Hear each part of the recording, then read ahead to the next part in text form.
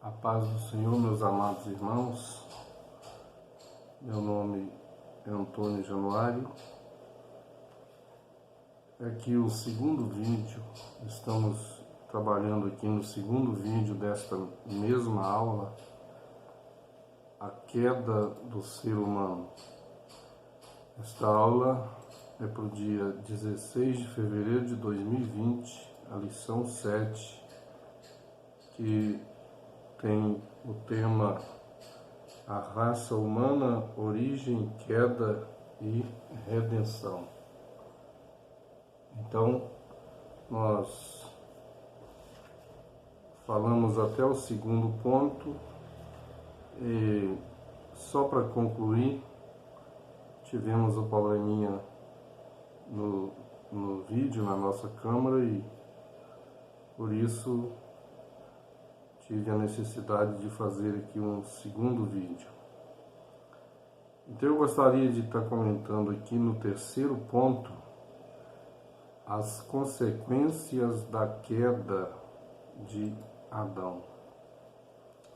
Este último ponto da lição está dividido em o primeiro item, a consequência do pecado. Segundo, a perda da comunhão com Deus. Terceiro, a transmissão do pecado à espécie humana. E quarto item, a enfermidade da terra. E quinto item, a morte física. Então observamos que para este terceiro ponto, só esse terceiro ponto quase dá uma aula completa para a escola dominical. Mas nós vamos aqui procurar estar resumindo a consciência do pecado. Devido sua rebelião contra o Senhor, a raça humana teve de arcar com pesados encargos. A consciência do pecado, a perda da comunhão com Deus, a transmissão do pecado às gerações subsequentes, a enfermidade da terra e, finalmente, a morte física. O nosso comentarista foi bastante prático em já estar iniciando este terceiro ponto nesta introdução. Então, quando se diz aqui sobre a transferência, a transmissão do pecado, que é um assunto que vale, como dizer, vale a pena, a gente parar para estar aqui conversando e dialogando na classe sobre este ponto da transmissão do pecado, que é também aí o assunto do terceiro item, a transmissão do pecado à espécie humana. Quando nós lemos no livro de Ezequiel, que eu até citei um pouco sobre isso no primeiro vídeo, em Ezequiel capítulo 18, diz assim: E veio a minha palavra do Senhor, dizendo: Que tendes vós que dizeis esta parábola acerca da terra de Israel, dizendo: Os pais comeram uvas verdes e os dentes dos filhos se embotaram.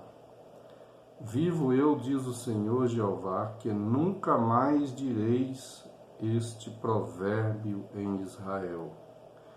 Eis que todas as almas são minhas, como a alma do Pai, também a alma do Filho é minha. A alma que pecar, essa morrerá.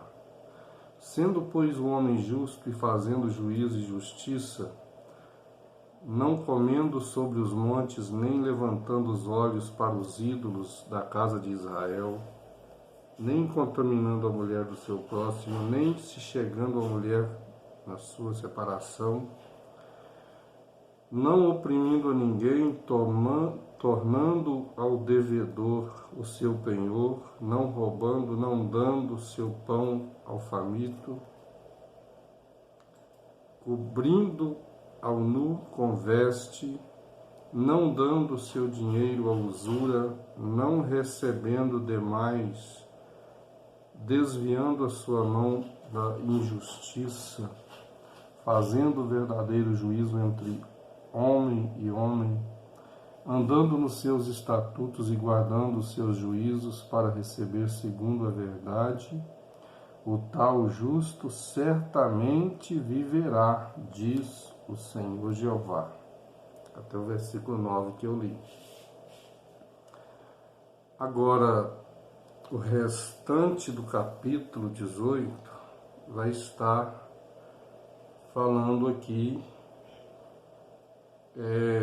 de forma contrária, como que sendo o injusto, o comportamento do injusto, este pela sua má ou pelo seu mau comportamento, ele vai estar recebendo o juízo correto da parte de Deus, né? E quando nós lemos esta palavra de Ezequiel, é Deus não aceitando aquela forma que toda a nação de Israel dizia. O dizer deles era o seguinte, que pelo motivo dos pais terem pecado, agora os que viviam naquele tempo estavam pagando pelo mal que os pais cometeram.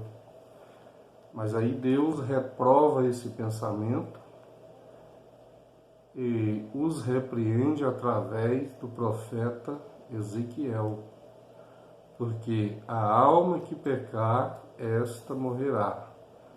Deus não estava tratando ninguém naquele tempo com uma correção pelo pecado que outros haviam cometido no passado.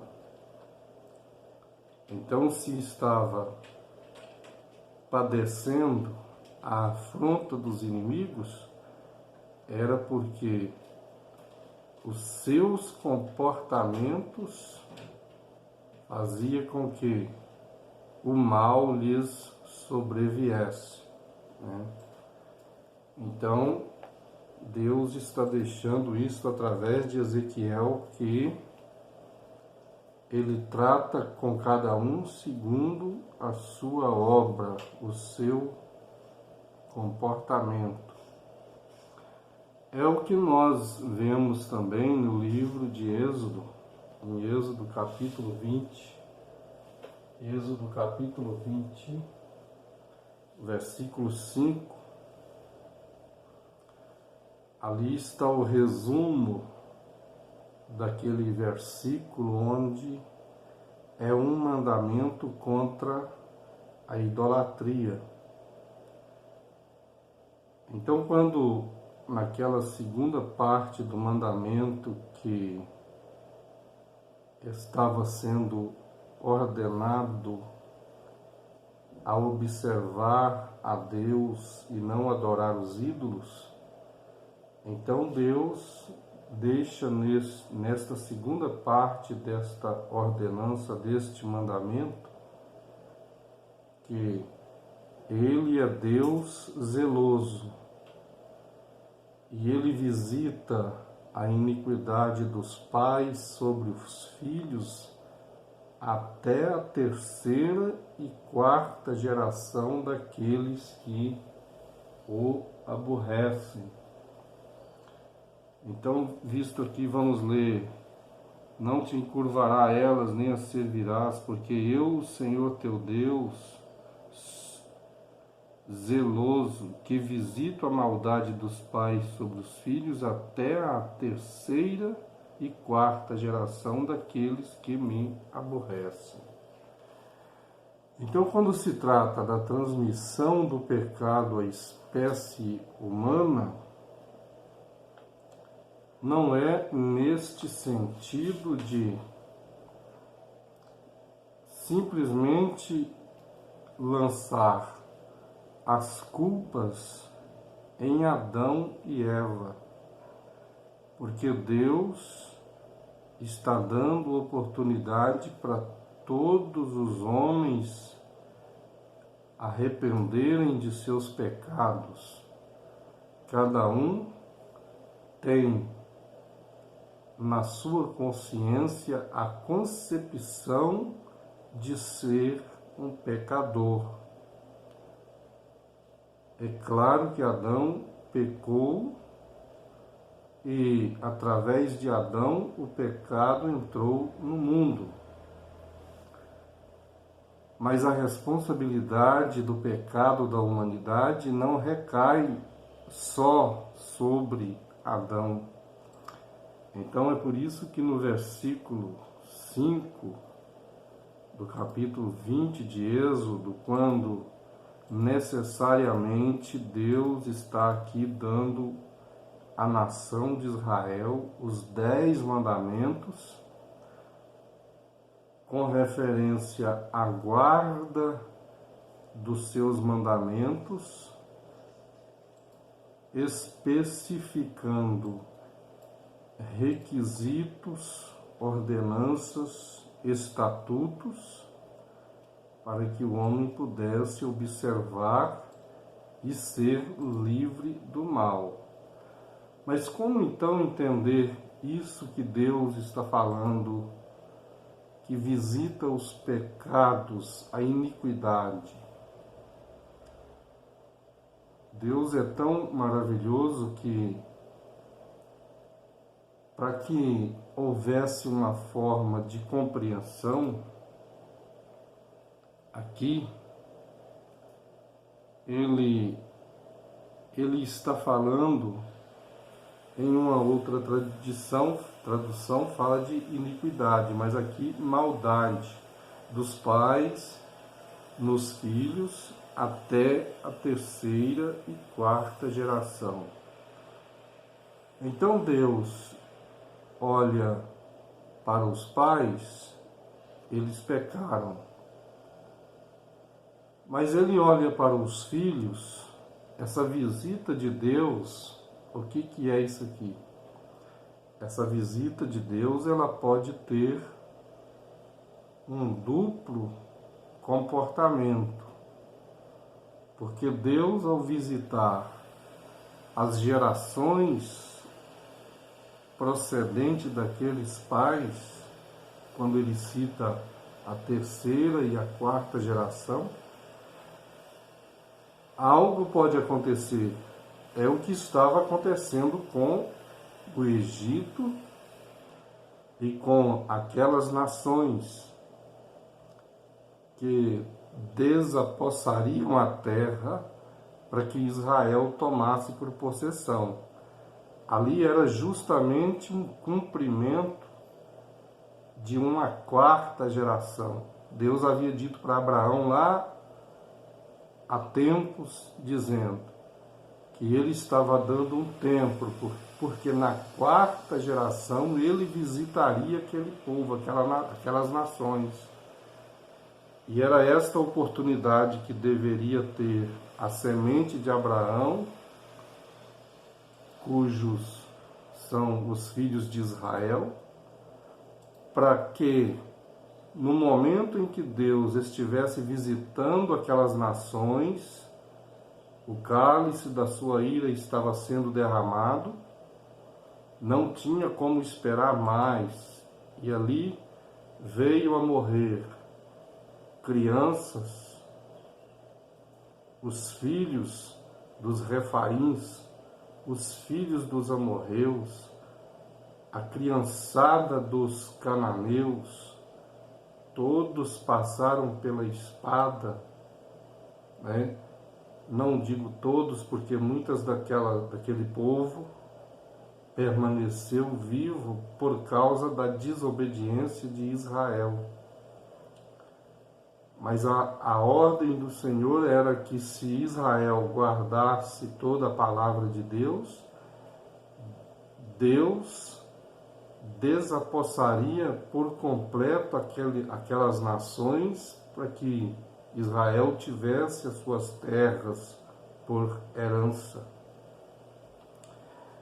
Então, naquela quarta geração, nós vemos que o espanto tomou conta daquele povo e aquelas nações foram tomadas de surpresa, e onde a nação de Israel chegava, dominava, matando homens, mulheres, crianças. E por que matar crianças? Está aí um tema que muitos ateus não querem compreender e aceitar. Mas Deus, na sua onisciência, Ele olhava as crianças, filhos dos Refaíns, dos cananeus, de heveus, jebuseus, e Deus, na sua onisciência, Ele já sabia que aquelas crianças, aqueles ainda no seu tempo infantil, quando ganhasse uma idade madura, seriam homens e mulheres piores do que os pais. Por quê? Por causa do ensinamento, por causa das ideologias que eles seguiam. Nós podemos ver que tem um povo chamado de Midianita. Por incrível que pareça, os midianitas eram descendentes de Quetura, aquela esposa que Abraão toma após a morte de Sara. E lá na frente, quando Gideão entra destruindo os midianitas, tem ali os príncipes dos midianitas que são presos por derradeiros naquela batalha, quando Gideão está vencendo. E chama atenção que o nome de um era Zalmuna e o nome de outro Zeba. E esses nomes significam abrigo negado, e o nome do outro significa matança. Esses nomes tinham estes significados por quê? Por causa da ideologia que eles tinham como princípio. Então, Deus estava rejeitando aquelas nações, e por isso veio a destruição sobre os midianitas. Deus usa apenas 300 homens valentes, corajosos, junto com Gideão, para fazer disseminar e abater como juízo a nação dos midianitas. Então vemos que Deus é santo, é sábio em todo o seu tratado no decorrer da história. Então, quando Deus está dizendo que visita a iniquidade dos pais sobre os filhos, não quer dizer que a iniquidade dos pais, de qualquer forma, estará recaindo sobre os filhos, mesmo que estes filhos estejam andando em uma vida correta, em uma vida de obediência. É negativo esse pensamento. O pensamento é que A visita de Deus acontece. Em todo tempo, Deus visita o seu povo. Em todo tempo. Então, quando Deus visita seu povo, Ele olha a obra de cada um, o trabalho de cada um. E conforme o trabalho de cada um, então a sua recompensa. E sobre a transmissão do pecado à espécie humana, conforme estamos aqui aprendendo, nós vemos que aquilo que chamamos de pecado original contaminou universalmente a humanidade. Até mesmo o recém-nascido já traz consigo essa semente. Embora a criança na fase da inocência não tenha experiência do pecado, a iniquidade adâmica acha-se impregnada em seu interior, prestes a ser despertada. Somente em Cristo podemos vencer tanto o pecado original como o pecado experimental. Então entra para dentro desta ideia sobre o pecado experimental. O pecado experimental faz parte daquele sistema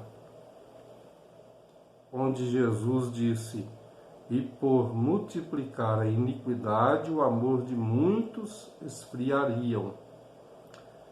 Então, a iniquidade faz parte deste pecado experimental, porque o pecado original veio a ser uma coisa, enquanto que o pecado experimental é parte do crescimento, do avanço e da propagação do pecado original.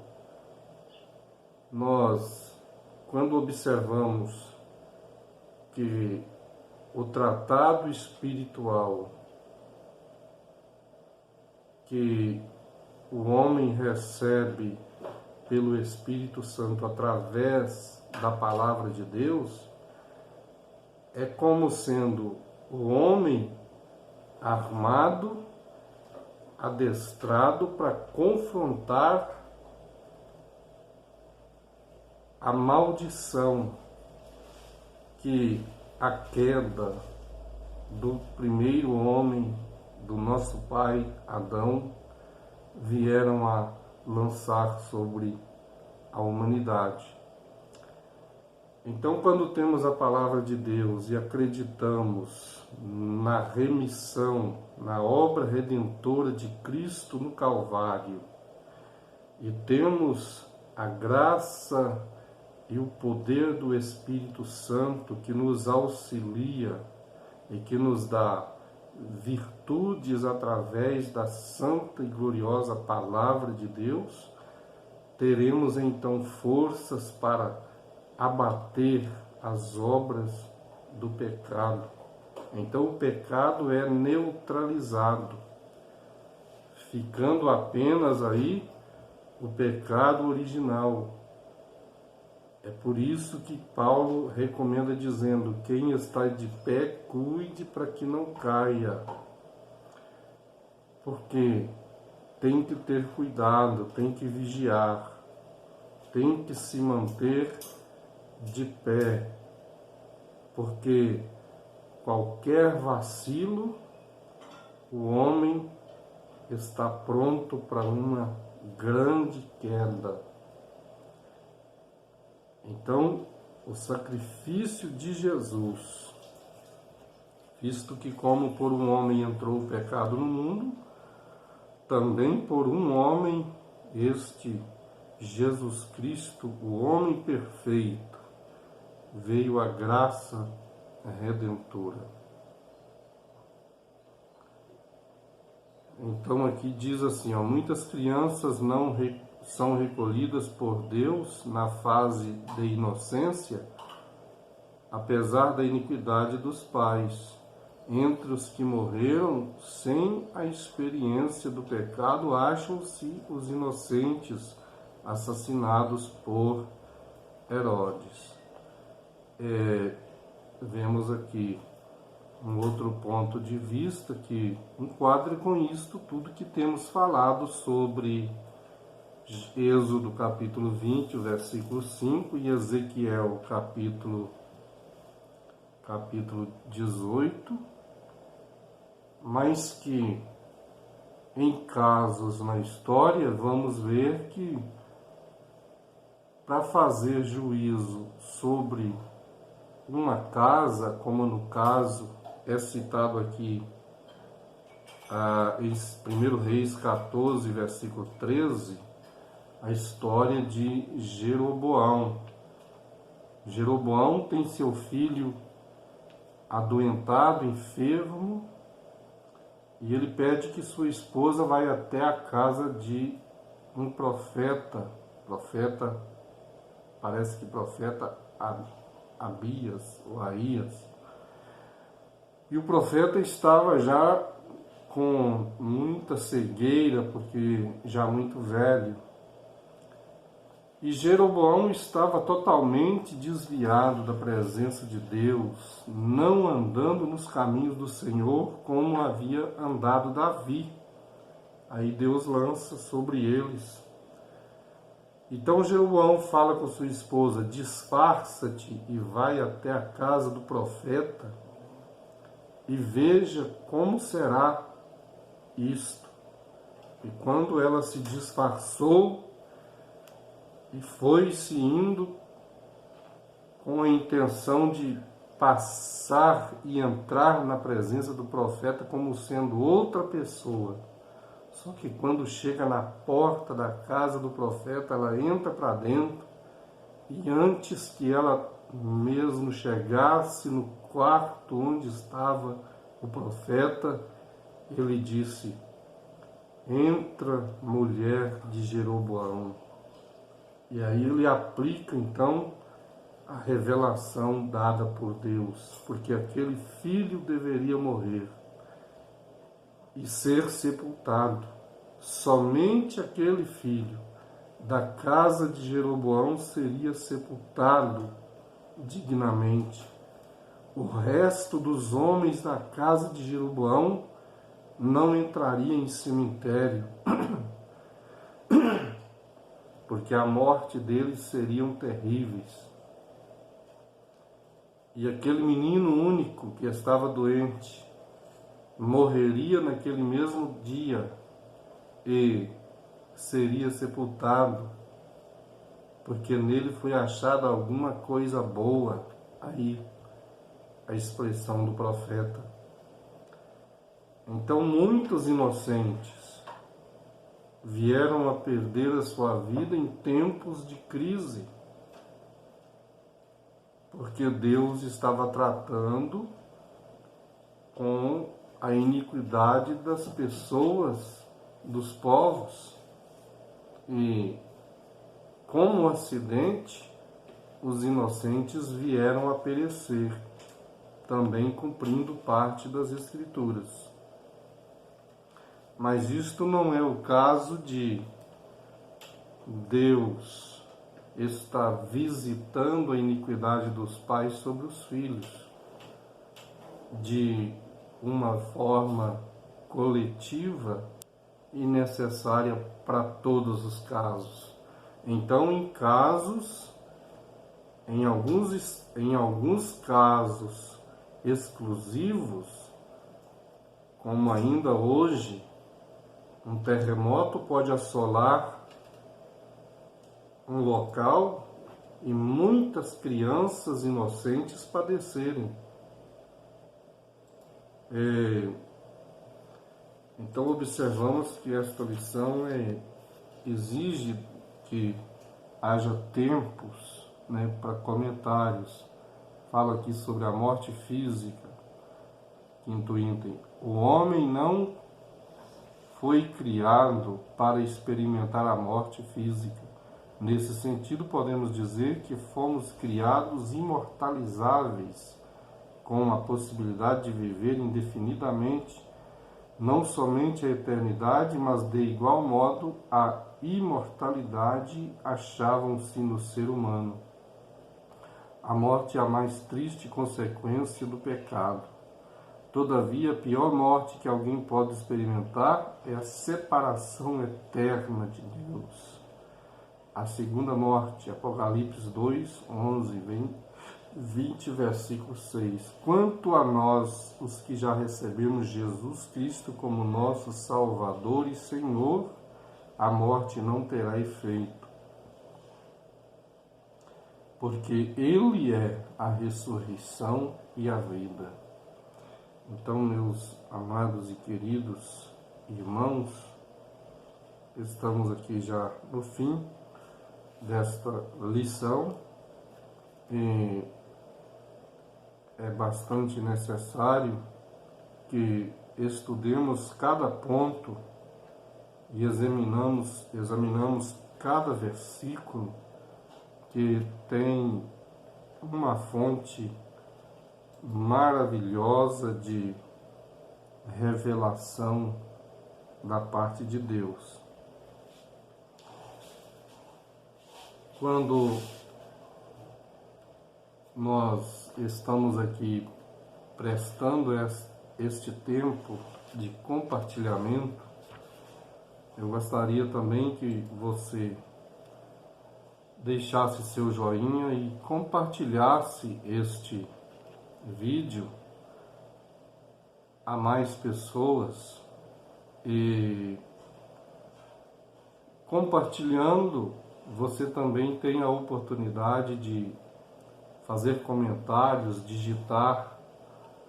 Eu estarei lendo todos os comentários, e que Deus em Cristo Jesus continue abençoando você, sua vida, família, e que esta aula sirva de apoio, de ajuda, de auxílio.